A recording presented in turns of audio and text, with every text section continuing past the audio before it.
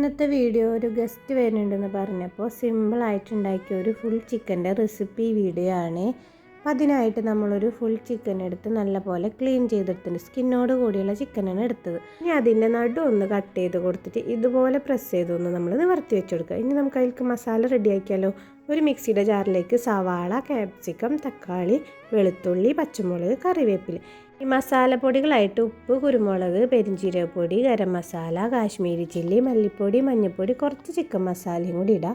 ജ്യൂസും കുറച്ചധികം മല്ലിയിലയും ഇതരയാനുള്ള വെള്ളം ഒഴിച്ച് നമുക്കിത് പേസ്റ്റ് ചെയ്തെടുത്ത് ചിക്കനിൽ നമുക്ക് നല്ലപോലെ പുരട്ടി കുറച്ച് നേരം റെസ്റ്റ് ചെയ്യാനായിട്ട് വെക്കാം. ഒരു 10 മിനിറ്റാണ് ഫ്രിഡ്ജിൽ വെച്ചത്. കൂടുതൽ സമയമുള്ളവർ കുറച്ച് കൂടുതൽ സമയം വെക്കാം. ട്രേയിൽ കുറച്ച് സവാളൊക്കെ അറേഞ്ച് ചെയ്ത് അതിൻ്റെ മുകളിൽ ചിക്കനും വെച്ച് ബാക്കിയുള്ള മസാല പുരട്ടി കൊടുത്ത് നമുക്കിത് ഗ്രില്ല് ചെയ്യാൻ വെക്കാം.